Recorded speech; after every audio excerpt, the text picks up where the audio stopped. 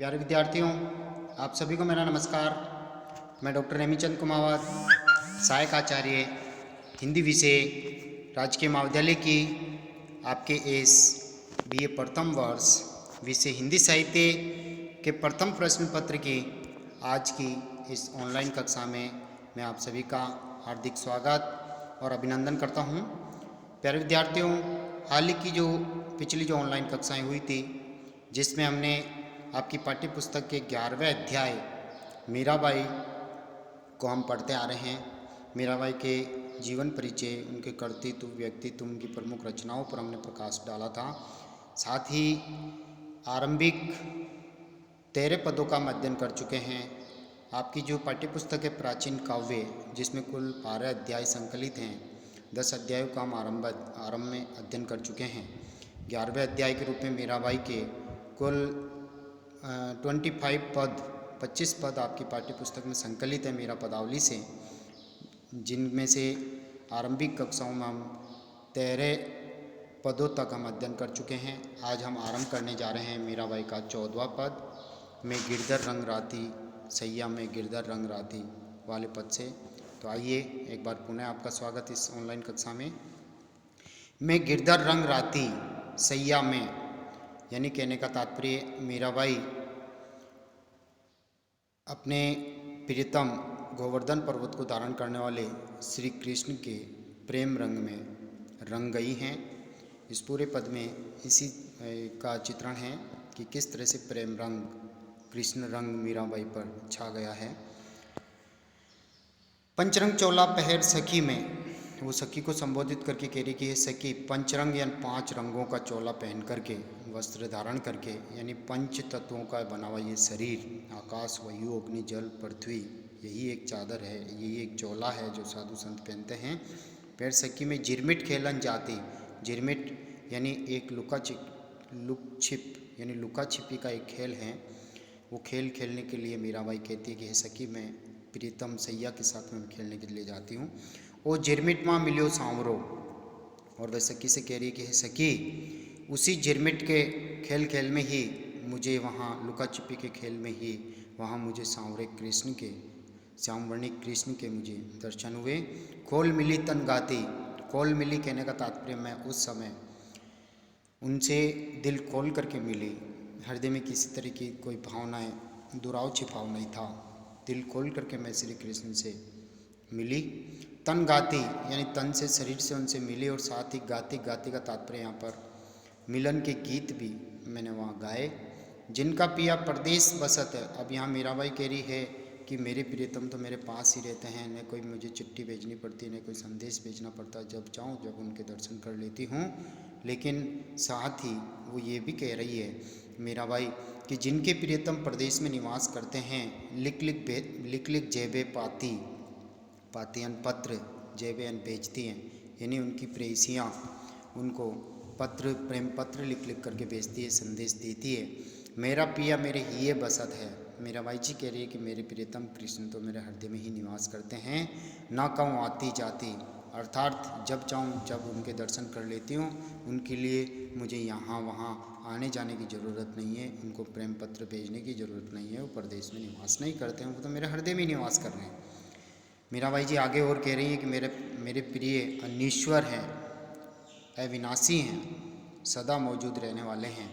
इसलिए वो कह रही है कि चंदा जाएगा, सूरज जाएगा, जाएगी धरण आकाशी, यानी चंद्रमा, सूर्य, धरती, आकाश, पानी, पवन दोनों ही जाएंगे, हवा, पानी, यानी कहने का तात्पर्य पंच भौतिक तत्व ये सभी समाप्त हो जाएंगे, एक दिन इनको जाना होगा। अटल रे अविनाशी, लेकिन मेरे पास मैंने जिससे प्रियतम किया है वे ईश्वर मेरे साथ हमेशा मौजूद रहने वाले हैं, उनका कभी विनाश नहीं होगा। पंच तत्वों का विनाश हो सकता है, पंचभौतिक तत्वों से बने हुए इस मानव शरीर का अंत हो सकता है, लेकिन मेरा कभी अंत नहीं होगा, मेरे प्रियतम का अंत नहीं होगा। सूरत नीरत का दिवला संजोले, मनसा की कर ले बाती, सूरज नीरत, सूरत यानी स्मरण, और नीरत यानी ध्यान करना, का दिवला यानी दीपक संजोले, वो आपको मन को संबोधित करके कह रही है, यानी इनको मैं संजोती हूँ। साथ ही मनसा की कर ले बाती, यानी मन की वृत्ति का वर्तिका यानी बत्ती जो दीपक में जलाई जाती है, तो मन की वो बत्ती करती है, वर्तिका बनाती है। प्रेम आटी का तेल मंगा ले, और वो कहती है कि सांसारिक प्राणियों को कहती है कि स्मरण ध्यान आदि का एक दीपक संजो लें, सुसज्जित कर लें, उनमें मन रूपी वर्तिका बना लें, और प्रेम मटी यानी प्रेम बाजार से उसमें डालने के लिए तेल मंगा लें। जग रहा दिन राति, और फिर उन्हीं की स्मृति में वह दीपक परमात्मा की ज्योति के रूप में सदा रात और दिन प्रकाश फैलाता रहेगा। सदगुरु मिलिया सांसा भाग्या। मीरा भाई ये कह रही कि जब से मेरे को सदगुरु मिले हैं, मेरे मन के जो संशय हैं वो भाग गए हैं। सेन बताई सांची, सेन यानी बातें, उन्होंने मुझे ये संसार शरण भ्रंगुर है, इसकी सच्ची बातें उन्होंने मुझे बताई। नागर मेरा नागर तेरा नागर मेरा, गावे मीरा दासी। मीरा भाई जी यहाँ पर कह रही है कि ये संसार रूपी घर न तो तेरा है न मेरा है, दासी मीरा इस संसार की क्षण प्रमुखता के बारे में निरंतर गान कर रही है। अगले पद की ओर हम आगे बढ़ते हैं। 15वां पद है, बड़े घर ताली लागी रे। ताली का तात्पर्य अंतिम सीमा, बड़े घर का तात्पर्य परमात्मा का घर, परमात्मा के घर से अंतिम सीमा जो परमात्मा है वहाँ ध्यान लग जाना है। तो कृष्ण से ध्यान लग गया है। मीराबाई इस पद में कह रही है, मारा मनरी उणारत भागी रे।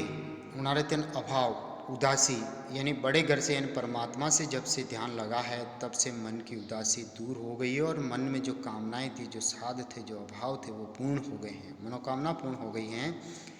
चिल्लरिए मारो चित नहीं रे। चिल्लरिए झील, तुच्छ स्थान पर अब मेरा मन लगने वाला नहीं है, क्योंकि बड़े घर में मेरा ध्यान लग गया है। डाबरिए कुण जाओ। डाबरिए का तात्पर्य छोटे छोटे तालाबों की ओर अब कौन जाएगा मन रमाने के लिए, क्योंकि मेरा मन तो बड़े घर में लग गया है, परमात्मा से लग गया है, कृष्ण रूपी महासमुद्र से मेरा मन लग गया है। तो तालाब और झील में कौन जाएगा, वहाँ कैसे मन लगेगा। गंगा जमुना सु काम नहीं रे, यानी मैं तो जाए मिलूँ दरियाव। गंगा जमुना यानी कहने का तात्पर्य इन गंगा जमुना के जल से अब मेरा काम नहीं होने वाला, मैं तो जाए मिलूँ दरियाव, अर्थात दरियाव यानी समुद्र, अर्थात कृष्ण प्रेम रूपी इस महासमुद्र से जाकर के मैं मिलती हूँ, वहीं मेरी मन को आध्यात्मिक शांति प्राप्त होती है। हालिया मूल्या सु काम नहीं रहा। हालिया मूल्या का तात्पर्य हेल मेल, दूर का संबंध है, परिचय का संबंध, इनसे अब काम नहीं चलने वाला। शोक नहीं सिरदार, और शोक यानी सामंत, नहीं सिरदार यानी सरदार, यानी नौकर चाकर की अब मुझे आवश्यकता नहीं है, दरबार लगाने की मुझे आवश्यकता नहीं है, लौकिक दरबार की आवश्यकता नहीं है, मैं तो अलौकिक दरबार कृष्ण का दरबार में लगाती हूँ, उनसे मेरा सीधा संबंध स्थापित हो गया है। इसलिए मीरा कह रही है, कामधारा सु काम नहीं रे, अर्थात अब पहरेदारों की आवश्यकता नहीं है। कामधारा यानी पहरेदार, मैं तो जाप करूँ दरबार, अर्थात मैं तो जा करके स्वयं श्री कृष्ण से सीधा संबंध स्थापित करके उनसे प्रेम संबंध का दरबार लगाती हूँ। काच कथिर सु काम नहीं रे। काच यानी कांच, जस्ते, तांबे जैसी निम्न वस्तु अब मेरे कोई काम की नहीं है। लोहा चढ़े सिर भार, और लोहे की भी आवश्यकता नहीं है, क्योंकि वो केवल एक भारी वजनदार धातु मात्र रह गई हैं। सोना रूपा सु काम नहीं रे, यानी मूल्यवान जो सोना स्वर्ण रूपा यानी चांदी, इनके लिए भी मीरा भाई कह रही है, इनसे मेरा काम नहीं बनेगा। मारो हीरारो व्यापार। मीरा भाई कह रही है कि मैं तो हीरे का व्यापार करती हूँ, कृष्ण के नाम रूपी अमूल्य रत्न हीरे जवाहरात का मैं व्यापार करती हूँ, उनका लेन देन करती हूँ। भाग हमारो जागी और मीरा भाई कहती है कि मेरा भाग्य जो है परमात्मा से बड़े घर से संबंध होने पर, ध्यान लगने पर मेरा जो है भाग्य जाग गया है। भयो समंदर सुशीर।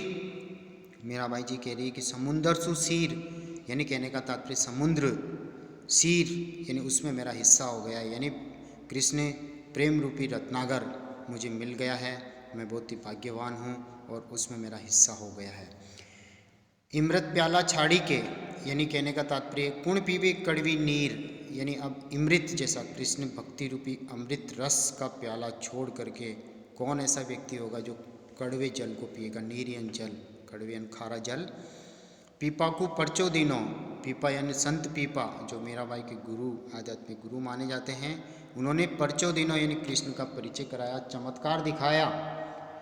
दियारे खजीनापुर, और उन्होंने अपना ज्ञान, गुरु ज्ञान दे करके मीराबाई कह रही है कि मेरा तो खजाना परिपूर्ण हो गया, मेरा भंडार भर गया है। मीरा के प्रभु गिरधर नागर धनी मिल्या छे हुजूर। मीराबाई जी यहाँ पर कह रही है कि गोवर्धन पर्वत को धारण करने वाले चतुर नटवर नागर कृष्ण ही मुझे धनी के रूप में, पति के रूप में मिले हैं। हाँ जी, पति के रूप में मुझे मिले हैं, इसमें कोई दो राय नहीं है। तो यहाँ मीराबाई जी का किस तरह से कृष्ण प्रेम हुआ, कैसे कृष्ण भक्ति का रंग उनके ऊपर चढ़ा है और किस तरह से वो कृष्ण भक्ति रूपी दरियाओं या समुद्र में जाकर के मिलती हैं और एक तरह से भक्ति में अपने आप को समर्पित करती हैं। अगले पद की ओर हम आगे बढ़ते हैं। अगला पद है 16वां पद। हरि सागर जनी बीसरे चिल्लर देखी अनंत। हरि सागर यानी परमात्मा रूपी सागर को मत बीसरे यानी जनी का तात्पर्य मत बीसरे यानी बुलाना, अर्थात कृष्ण भक्ति रूपी सागर को कभी मत बुलाना। चिल्लर देखी अनंत, चिल्लर यानी इस संसार में जो ये संसार रूपी जो सागर है इसमें छल कपट मैंने अनंत रूप में देखे हैं, इसलिए कृष्ण भक्ति रूपी सागर को हमें नहीं बुलाना है, उसी में डुबकियाँ लेनी है, भक्ति में आनंद में डुबकियाँ लेनी है। मीरा लागो रंग हरी औरन रंग सब अटक परी। मीराबाई जी कह रहे हैं कि मीरा के ऊपर तो केवल हरि का रंग चढ़ा है, कृष्ण भक्ति का रंग छा गया है, इसलिए संसार के जो अन्य रंग हैं उनको बाधा उपस्थित हो गई है, अन्य रंग उसके ऊपर फिर नहीं चढ़ सकते। जिसके ऊपर कृष्ण का रंग चढ़ गया उसके ऊपर अन्य रंग नहीं चढ़ सकते। चूड़ो मारे तिलक अरु माला, चूड़ो यानी हाथों में पहने जाने वाला चूड़ा ही मीराबाई कह रही कि मेरे लिए तो माला है और वही तिलक है, वही तिलक छापा सब कुछ है। शील व्रत श्रृंगारो, और शीलवान मर्यादा का व्यवहार करना, शील व्रत ही एक तरह से एक स्त्री के लिए उसका श्रृंगार है, शोभा है।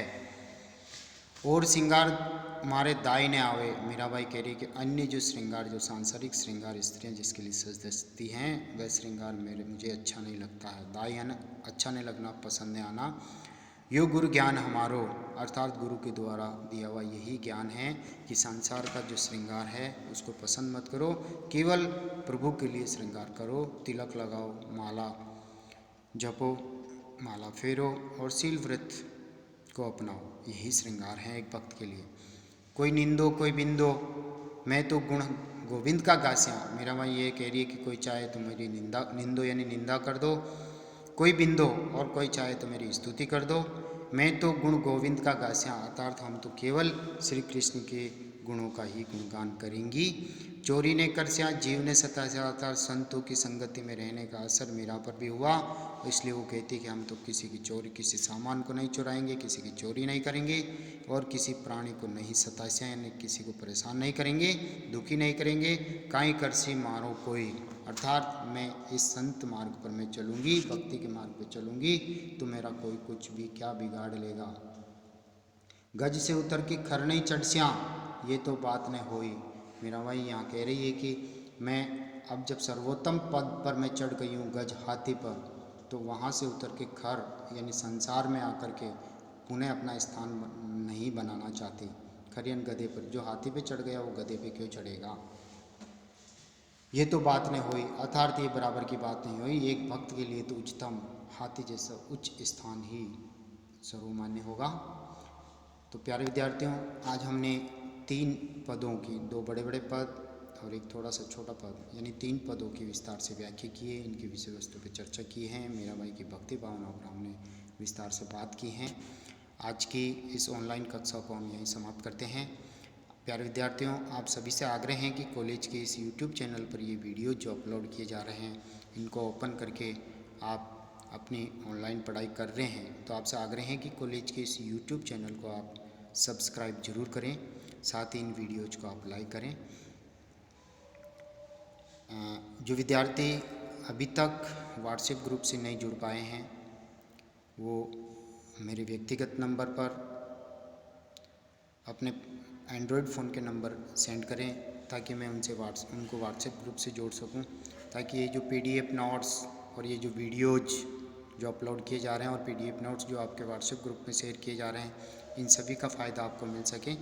इसलिए आपसे विनम्र आग्रह है कि आप व्हाट्सएप ग्रुप से जुड़ें और कॉलेज के इस YouTube चैनल पर जो वीडियोज अपलोड किए जा रहे हैं उनको ओपन करके आप लाभान्वित हों, अपनी ऑनलाइन पढ़ाई करें और इस चैनल को आप सब्सक्राइब जरूर करें।